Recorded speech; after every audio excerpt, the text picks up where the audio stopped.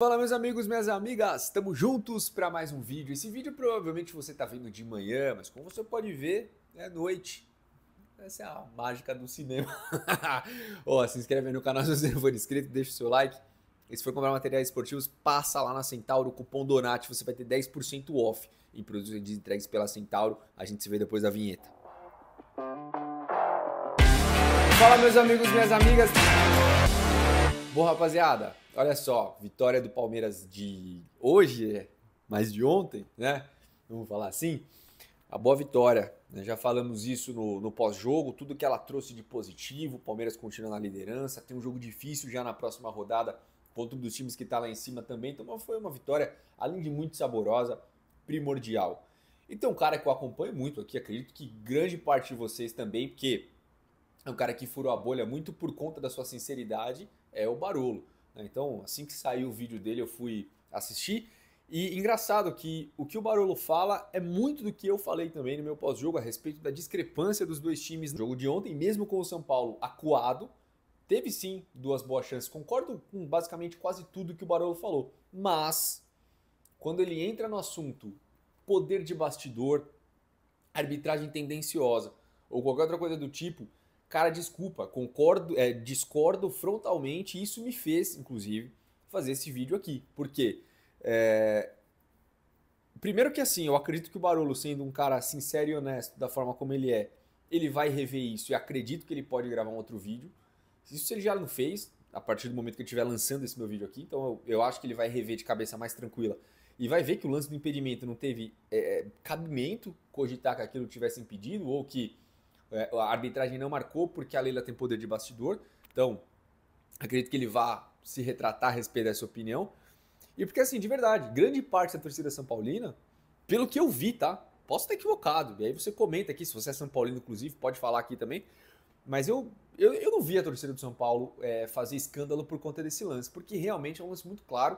E acho que a arbitragem até demorou. Os caras olharam vários ângulos e traçaram e retraçaram e não sei o quê. A impressão daqui do lado palmeirense que os caras queriam achar alguma coisa, porque depois do primeiro replay já ficou muito claro que o Vitor Roque partia de trás e não estava impedido.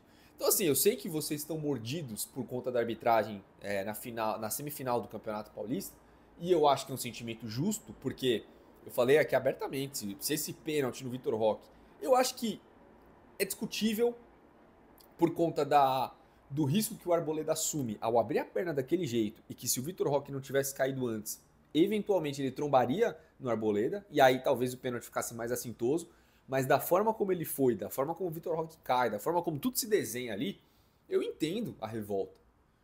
E se fosse marcado contra o Palmeiras, eu também ficaria puto.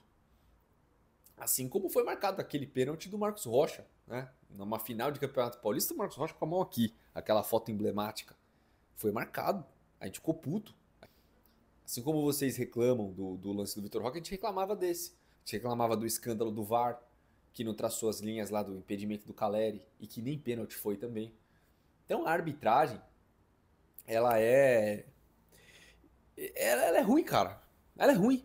Não tem o que falar da arbitragem brasileira, porque a gente pode até dizer que ela é tendenciosa para lado A ou lado B, mas não é uma verdade. Porque o time que é beneficiado hoje é prejudicado amanhã.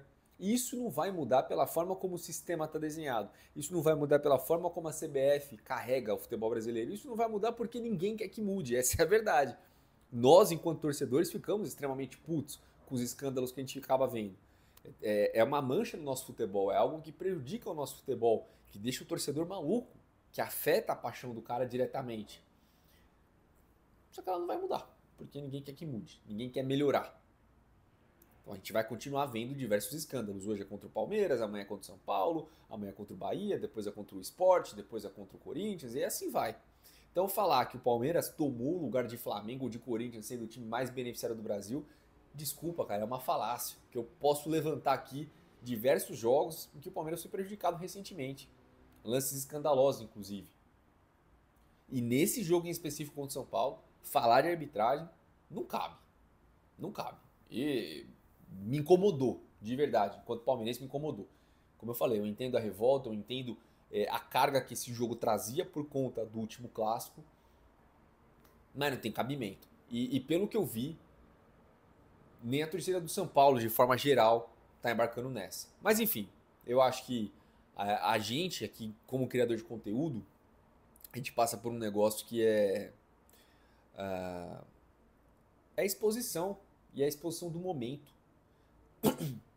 Quando a gente tá falando dos nossos times, a gente tá falando com o coração, e é por isso que a gente conecta com tantas pessoas. Mas isso tem um lado muito positivo, e também tem um lado que às vezes nos deixa um pouco cegos pelo momento. Pô, tenho certeza que ele tinha acabado o jogo e ele já tinha começado a falar. Então você tá com a cabeça quente, você tá lembrando de uma série de coisas, você não conseguiu ainda ter um momento de respiro para poder analisar as coisas talvez de forma um pouco mais racional.